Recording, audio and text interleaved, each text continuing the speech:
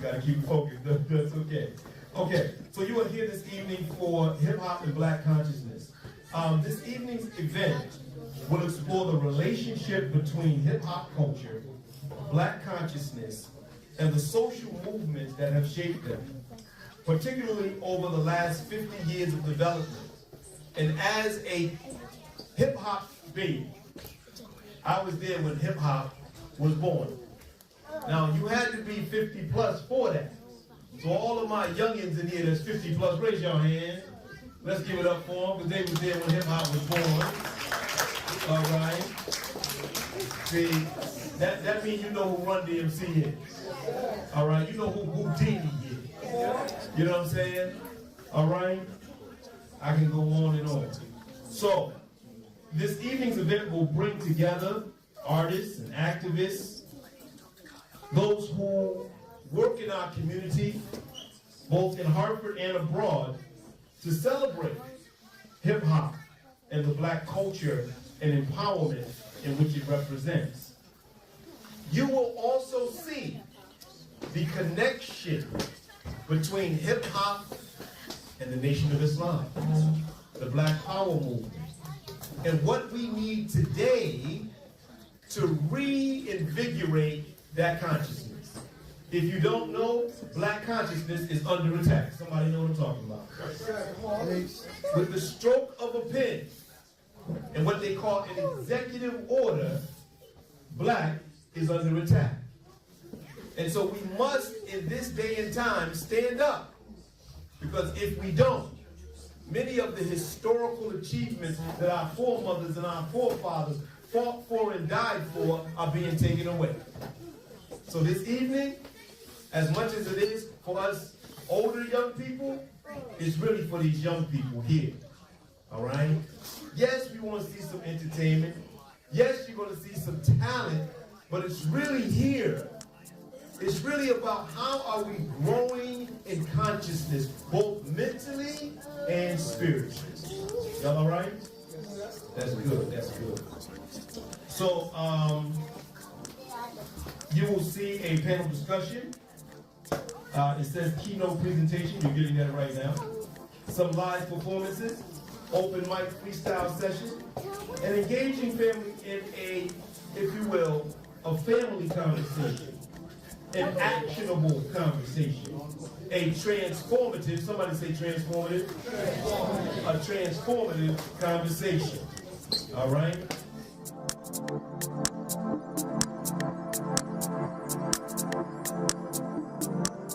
Hi. My name's J.C. McCauley. I'm Naisha McCauley, and you're watching AccessTV.org.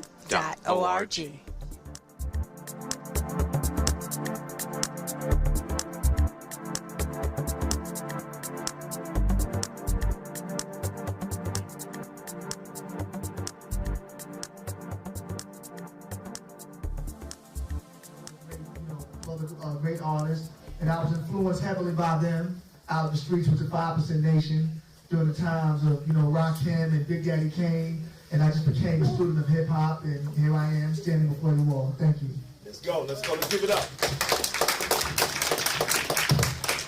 Peace is Kareem, the rap poet, and hip hop is something that is a modern day incarnation of our ancestors for thousands of years, maybe millions of years ago, you know what I mean? So it has the brilliance to captivate people like us at a young age. We feel like we belong somewhere when we don't feel like we belong in certain places.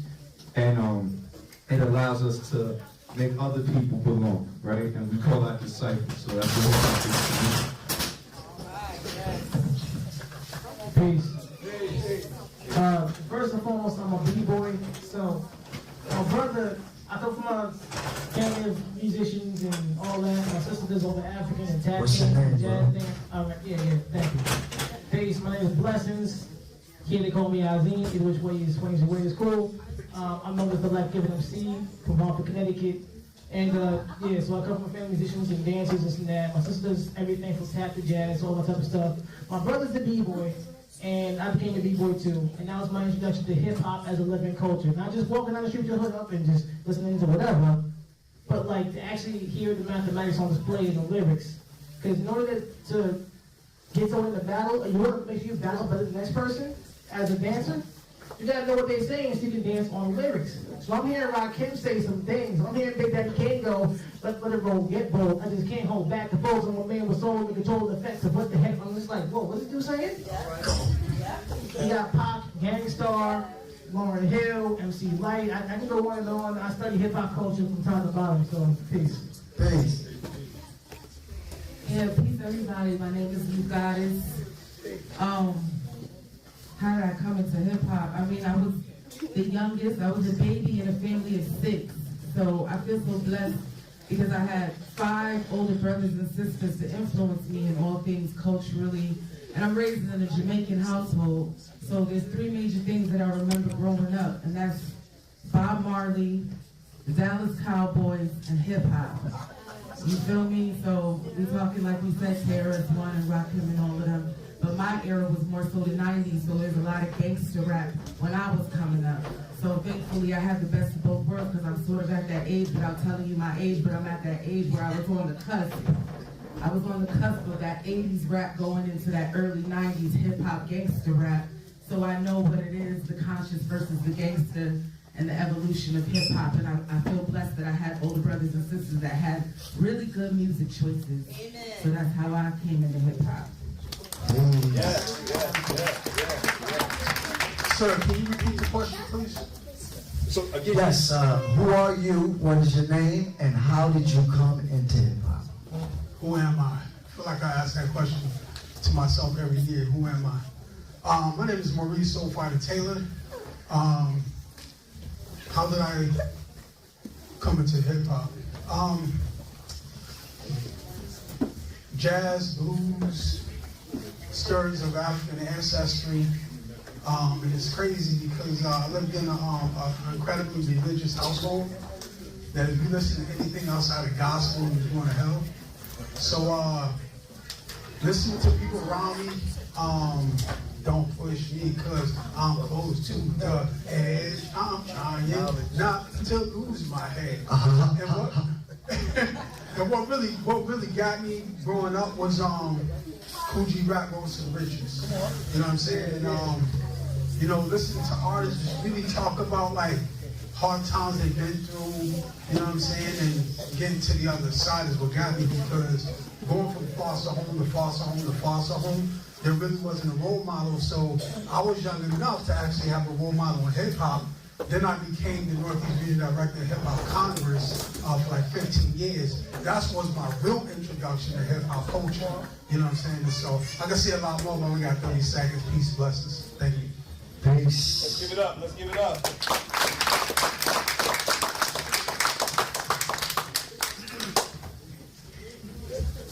I'm ready. Are y'all ready? We're going to do a little crowd response just to make sure that y'all connected to what we're doing up here in true hip-hop fashion. When I say peace, you say love. Peace, love, peace, love, peace, love. I ain't get a lot of love over here. Hold up. Peace, love, peace, love, peace, love. Come on. I didn't hear that. Didn't hear that last time? I didn't hear that. I need everybody though. We here, we in the mosque, we building, we in the building. Come on. Leave your fears at the door.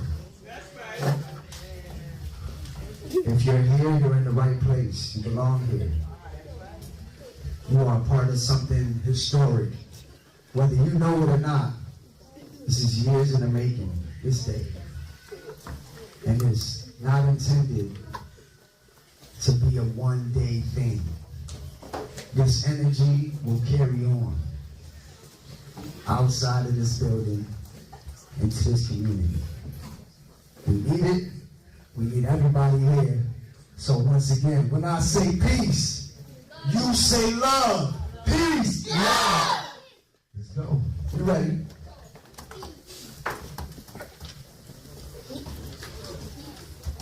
All right, there you go. All right, dear family, listen, we got some questions for our panelists, and at the same time, you know, we're very interested in what you have to say also, all right? And so, you know, you saw what was going on in the factory there, all right? My question is for the panel. How has hip-hop influenced black youth over the 80s, 90s, and now into the 2000s? And let's try to keep it, let's go right down the line and try to keep our answers short and sweet. And since I'm here and I got the microphone and the loudest voice right now, I'm gonna go first. How has hip-hop influenced our youth? What you see, what you hear, what you take and absorb influences you. If you drink, smoke, you could get pulled over and they will say, are you under the influence of whatever? I can share two ways that hip-hop has influenced our community. Look at the way I'm dressed.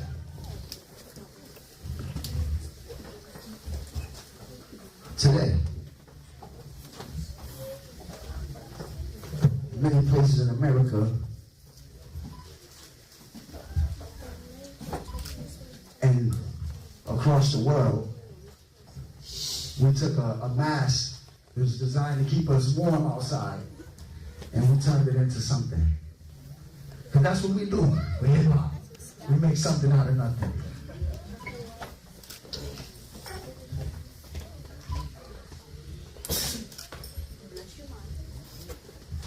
First person I saw wearing a rag, my OG, Grandma. She had all the flavors, blue, green, red. I was like, damn, Grandma and all these things, she did all these sets. I didn't know you was on the west side, Grandma. California.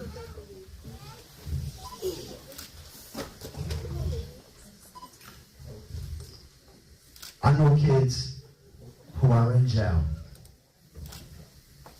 because they killed another kid.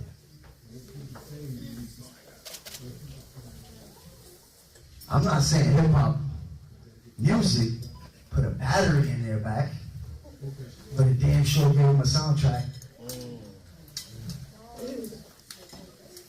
It gave some people the energy. Sit back, Henny. Sit back, Henny. Pop that burger.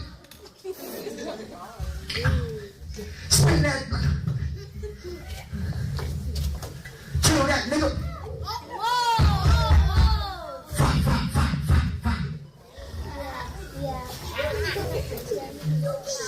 The kids are laughing because they see an old head acting like what they doing out there.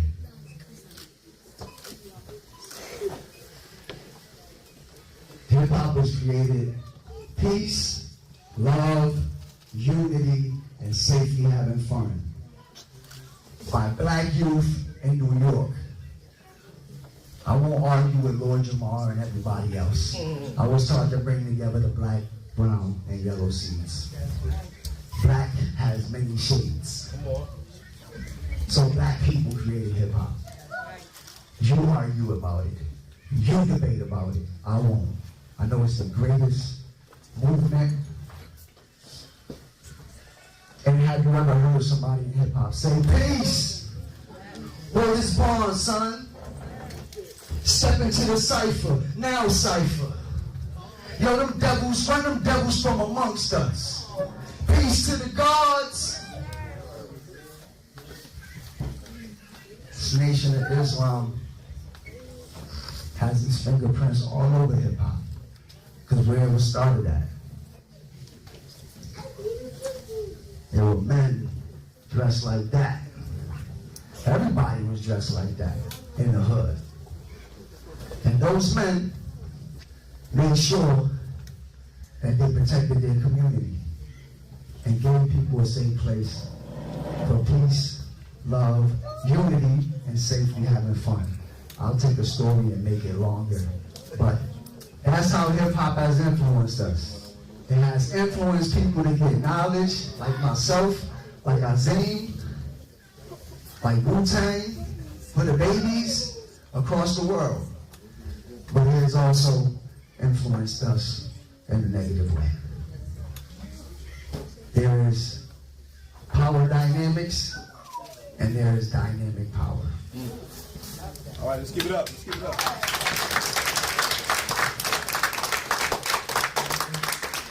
So the influence of hip hop on the youth, coming from the 80s to the 90s to now, is so different. Coming up in the 80s for us, hip hop was incredibly fun. We danced a lot. We partied. And the rhymes were a little bit more conscious because we had people like Rakim that sparked the 5% Nation, and you would hear things like, all praise is due to Allah, and that's a blessing. But knowledge itself is nothing I can't solve. And 360 degrees I've evolved. So now when you're hearing things like this, it really sparks your mind to want to be a part of something. And that's kind of got me into the movement of the 5% Nation of Gods and Earths, because I heard it through a rhyme, through hip hop. So that was something that I wanted to do. So now let's move it up to the 90s. We get things, we get groups like Wu-Tang Clan. I was just speaking to my wife about this, right? How hip hop is so powerful that an artist can promote a drug and everybody want to smoke it. If anybody's familiar with Method Man, please raise your hand. Method Man's nickname was called Tikal, which represented PCP or dust. So now when everybody's saying Tikal, Tikal, what did all the young brothers want to do? They wanted to go buy a bag of leak or some PCP, and they wanted to smoke it because guess what? I want to be like Method Man. I want to be Tikal'd out, right? Then we're gonna move it on to now times where the good brother was talking about lean and perk. So now everybody wants to get leaned out. They want to mix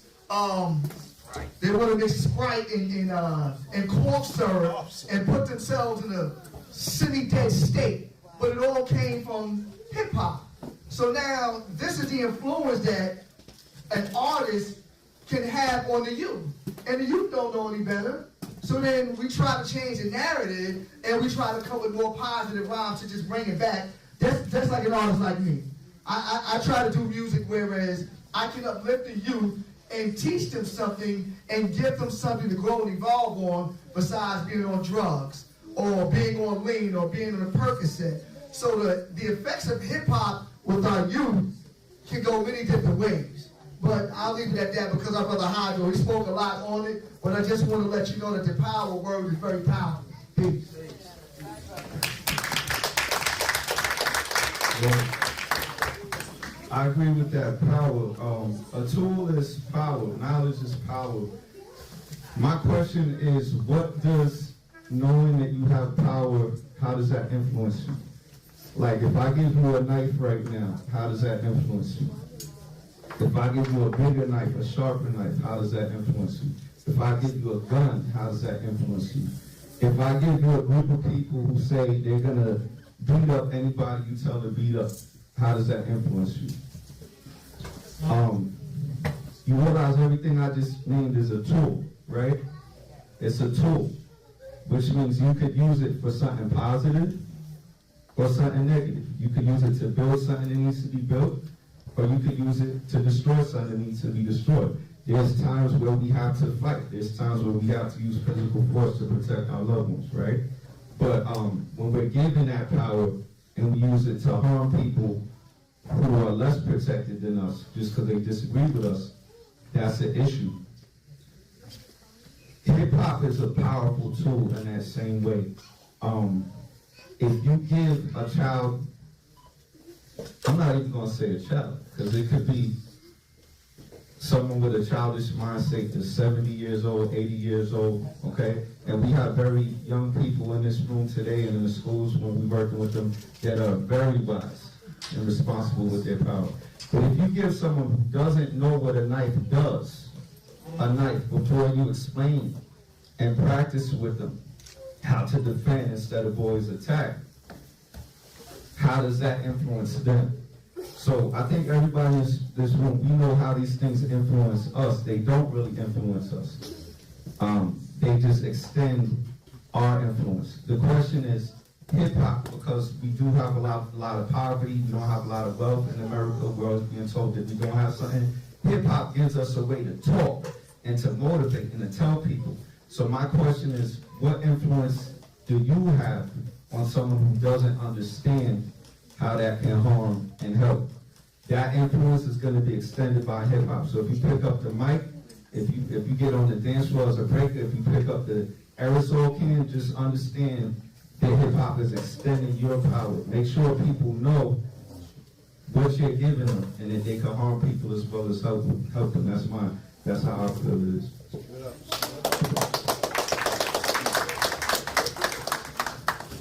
I'm gonna do a thing real quick. If you know the lyrics, sing along with me.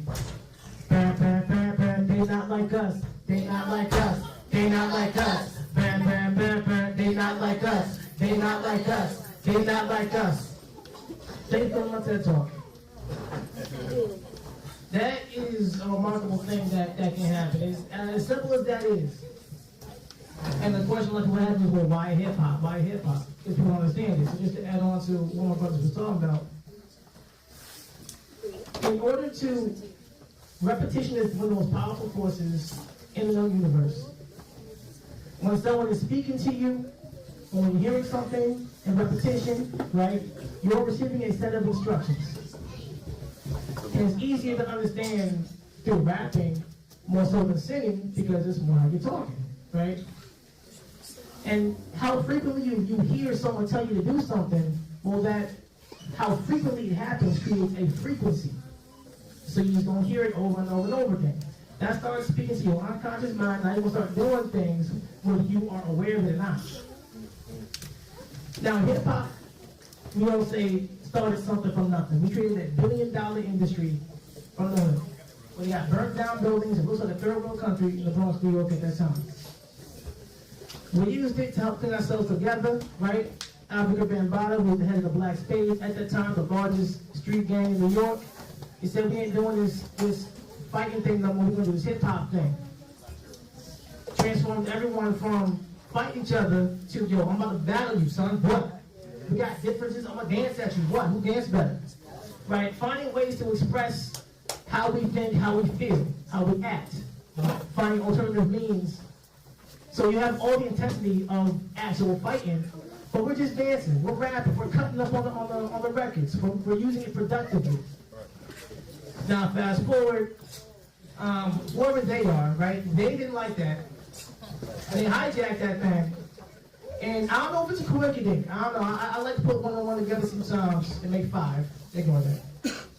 But a lot of people who own these big record labels also own non-profit prisons. All have an vested interest in maintaining that 13th Amendment that says you're a legal slave if incarcerated.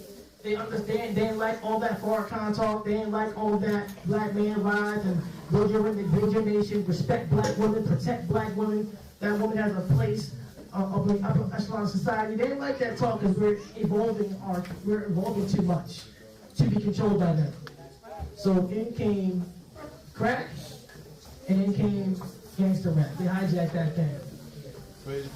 So that's just, but now we're on the time of flipping that thing back over. And that's part of the significance of the big rap battle that we saw last year. So I'm not going to, we can get that some other point. Peace.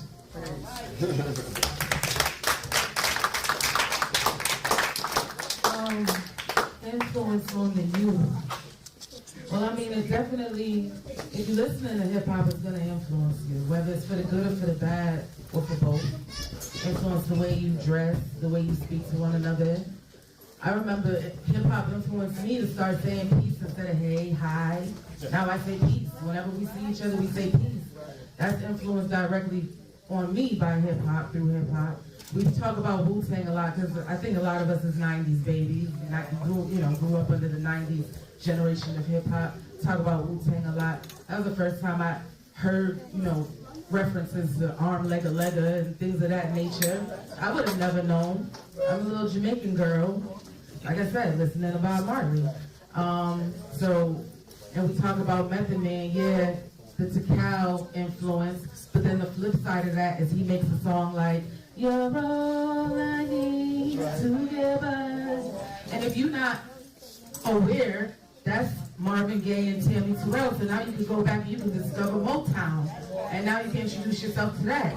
So the sampling that's in hip hop can be very influential as well. Just opening the door to older music that you would have never known because you wasn't born yet. So those are the positives. And then, of course, we know all the negatives, the shooting, the killing, the violence. But a lot of times, those things also open doors to movies like Menace to Society, Juice, Boys in the Hood, which could be educational experiences, just depending on how you consume your media. So children, go ahead and be influenced by hip hop, but just know and understand to take the positive and to learn from the negative. That's all I could really say about that.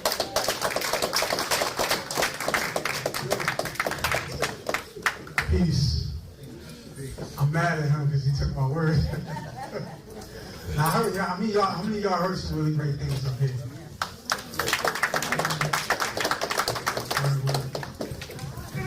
So, oh man, I like to break it down like this. There's hip hop, and there's the commodification, exploitation, appropriation of hip hop culture, right? I was thinking, like, how can I break this down, right? You ever ride by a building and it looks like the one you live in? You're like, wow, that looks like my house. But is that your house? What happens if you go up and walk into that house without permission? And that's why we got a lot of problems. We went into a house that's not ours, but we had a lot of permission, right? And so we've taken it on like it's ours, but it's really not ours, right? So I think that, excuse me. We want to know how to respect each other. If you was talking, you want me to listen to you, please listen. Thank you. Appreciate it. So, one of the things that's happened is that they took our culture, they cloned it, right? And they gave us this culture and told us it was ours. But it's not ours. And here's a clear way that you can tell whether or not it's ours. Does it listen to you as the observer, the listener, the consumer? And if it doesn't listen to you, and what I mean by that is, if I came up into your house, you invited me to your house to perform, and you was like, yo, I'm not into that. I'm going to listen to that. I'm like, all right, cool. I'm going to be like, yo, what about it you didn't like about it? Right? And I'm going to go back, I'm going to the lab, I'm like, then I'm going to come back, yo, what you think about this? Like, yo, I think that was dope. The record label don't care what you say. It don't care anything about what you say. It just cares about how it can control you. Right? And so that's how you can tell. Is this hip-hop culture? Right? Is it controlled by $1 billion industry that does not invest in your community, does not care about your development? That is not your culture. Right? So that's the difference. We talk about mental slavery a lot of the times, right? The mental slavery aspect of it is that we believe it's our culture because it's connected to riches. Because we have been taught that the riches lie elsewhere and not over here. But the true riches lie here, and if the riches wasn't here, they wouldn't be consumed with the idea of encaging us in their prison systems. Now, where does hip-hop lie? Hip-hop lies in the being that's hunted down, that refuses to lay down, that finds reasons to continue to get back up when he's not down, when he or she is not down. Hip-hop culture gives voice to everyone around us, regardless of what's at stake. Hip-hop culture does not compromise. Hip-hop culture does not give home to lies. Hip-hop culture opens your eyes. I didn't mean to do that, but this corporate madness is a cultural crack. We must figure out a way to recover. That's why I created Poetic Recovery, which is an alcohol, drug-free open mic that I created 20 plus years ago, talking about exactly what's happening right now, right? As a lyricist, I seen what was happening, and I'm gonna just, can I get one more minute? You can get actually 20 seconds. 20 seconds. When I was a child, being abused in foster care, all the depression I went through, hip-hop culture kept me coming back. If I was a child now, with the music that you have, I wouldn't last too long. And so, therefore, we need to recognize what is hip-hop, what is not, and we need to invest in the artists in our community They're our soldiers, so let's protect them like they are our soldiers. That's hip hop. Thank you. I'm not gonna go through the next verse. That's okay. But like, and it was the ability to articulate things that I didn't have the ability to articulate. Does that make sense? I'm a young kid going through school, heavily introverted, man. I got messed up. Y'all have some bullies that was like not nice to you. I don't care how it sounds. I ain't ashamed of it. I got bullied so bad in school. A common joke I heard is, when you bring a gun to school, remember, don't shoot at me. They weren't worse to you. But the thing is, hip-hop lowers the playing field. I don't care. I didn't start rapping that long ago. I didn't start my hip-hop rap career that long ago. I've been dancing longer. I was dancing when I was in high school. So you talk about my influences, man. I've been a musician since my entire life. I can talk to you about all these different musicians, from Count Basie, Duke Ellington, to Lester Young, to jazz, blues, going all the way through. Then when I started being a b-boy, oh man, all the b-boys and b-girls I was looking up to, and you start going to different styles, popping, crumping, locking. I had a personal relationship with Shabba Lee, rest in peace. You know what I'm saying? I was blessed to, this gave me an ability to earn respect for myself, this hip-hop tool. And find more people I respected, and that's one of the things I loved about it so much. And I can't call it one influence. So in terms of MCing specifically, since this channel's kind of more or less about, if I had to name a couple of names, I'd say Google from Gangstar, rest in peace. One of my favorites all time. I would say Inspector Deck from Wu-Tang Clan. I mean, it's just natural. Actual facts are thrown at you. The impact of World Trees back is like statues. I can quote everybody like that, don't mind me. I would say Kendrick Lamar. Right, I remember when Kendrick Lamar first came out. I would say Tupac, because you felt so seen. You're going through your stuff, and he just sings to your soul like that. I'm from the east side, so yeah, big. Big. You know what I mean? And I was playing others, but I'll stop it right there. This is a long conversation for me. Peace. Yeah.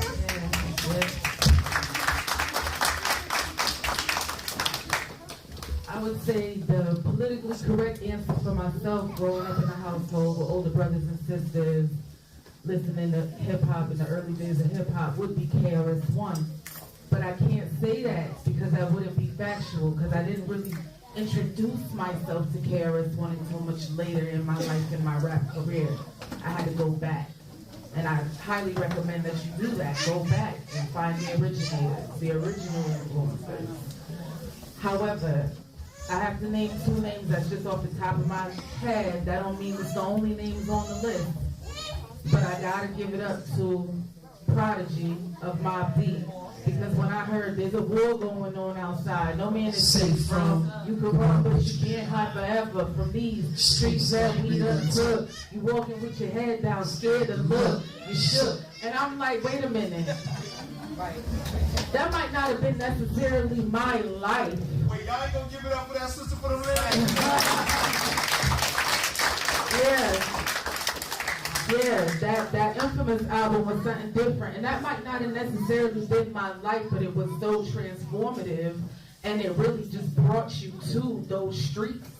And as a writer, I was a poet my whole life from as long as I can remember. So I would say that was a direct influence on me writing, because now I want to write better.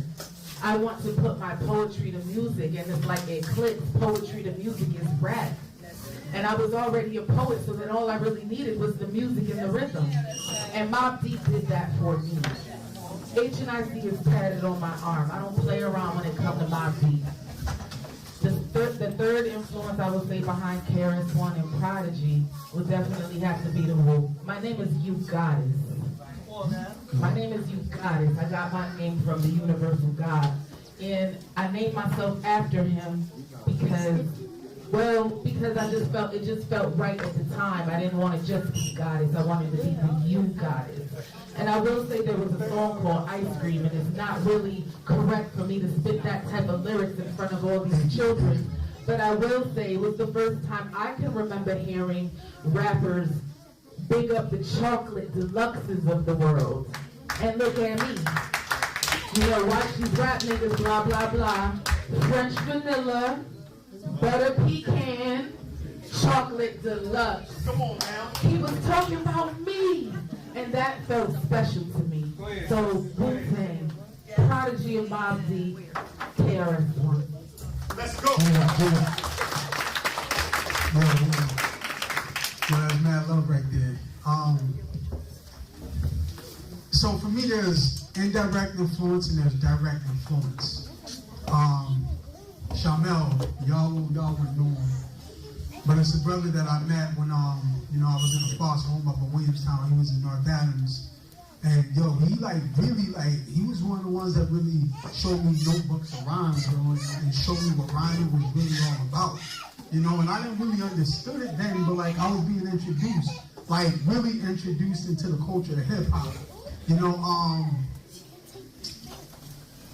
Wow. There's just so many people, man. You know what I'm saying? How about this, Soul Fighter? Because you said, Brother Kaim said something about not necessarily people. Sometimes the people just give us permission. So when I said Tupac and I let that go and it kept traveling down. So I'll say this to you. What influenced you with hip hop? Because it doesn't have to be a particular person. It could be rhyming, it could be graffiti, it could be breakdancing, beatboxing, and sometimes it's just around it. For real. Depression influence. And I'm gonna tell you, yeah, absolutely. I'm gonna tell you why. It's important. I'm gonna get some food, y'all. Things I can't really say here, but the things I've been through. And so far as I carried abuse, to being shut in rooms, to watching other children get hurt, right? There's a lot of children in this room right now that can't say what they're going through, right? There's a lot inside, right? There's a lot of adults in this room that are not listening to the children. And so they're wondering, where they can go to. What's wrong with you know what I'm saying? And so that pad and that pen and that pencil, when I was younger, there used to be books, and in the back of the books was blank pages, right? I used to write in those pages, right? So those circumstances led me to hip hop, right? And thankfully, during the right time, the right messages was coming through. Right now, what influenced me, this young dude right here, man, I know him for a long time, right? You know what I'm saying? It's just crazy, but same. The greatest influence right now in hip hop culture. I did an event in September and I brought up DJ Johnny Juice from the enemy, right? And I know this brother for a while, and I can't give y'all my formula how I connected with him, but you know what I'm saying? Before that, I met DJ Tony Crush. He came to an event of mine where I was able to give him a Lifetime Achievement Award, right? It'll be in Hartford in April.